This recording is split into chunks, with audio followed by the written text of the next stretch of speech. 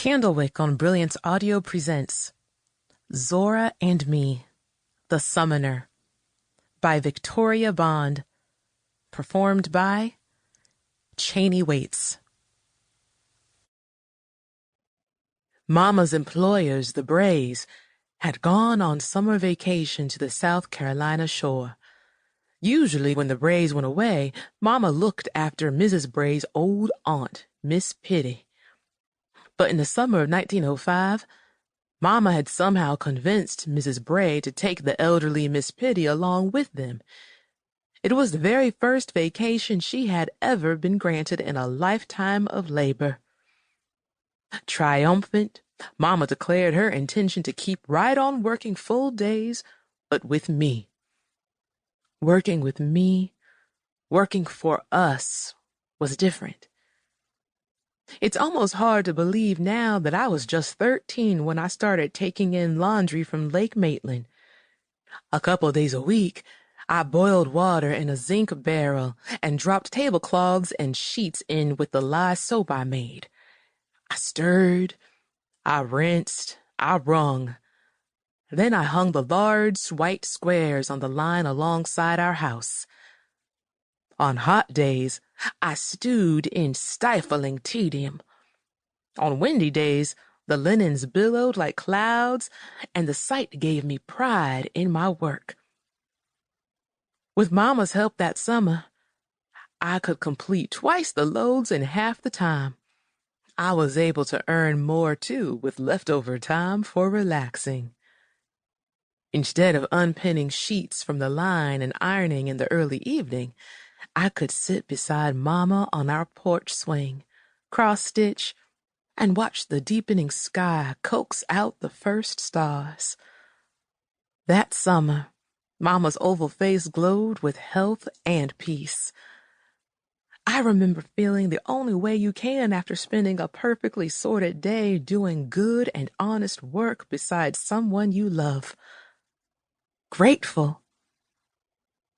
On one such evening, the sound of an engine and a small black cloud announced the speedy approach of a horseless carriage. We squinted into the setting sun to make out who it was. "It's Mr. Baker," Mama said. I stood, overjoyed, certain that Teddy would be with him. Teddy hadn't mentioned dropping by. No matter.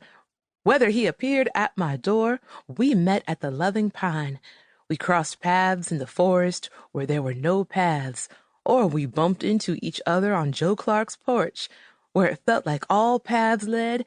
Teddy, in my heart and in my home, was always welcome and always new.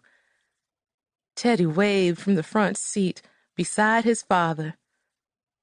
The horseless drew very close now. Mr. Baker parked it next to a spiky, squat palm in our yard and killed the engine. There was another surprise. Zora was riding in the back. "Hello there," Mr. Baker called, his silver spectacles catching the light. His friendly routine words were one thing, his tone another. He sounded as if he were trying to keep down a roaring cough, stifle something. Teddy got out of the automobile in a hurry, but Zora still managed to beat him to the dooryard. They were both electric with some sort of news. I couldn't tell if it was bad news, exciting news, or both. Mama picked up on it, too, and got straight to the point. "Alan, what's going on?" Mr. Baker took off his hat. "A white lawman came to Joe Clark's today," he said cheerlessly. "A sheriff from Sanford." "What about?" There was dread in her voice. "There's a man on the run by the name of Terrence Side," Mr. Baker said. "This white sheriff says this Mr. Side escaped from a chain gang station in Georgia at the border. The authorities suspect the fugitives trekking all night and hiding out all day. They even suspect he's heading to Eatonville for refuge.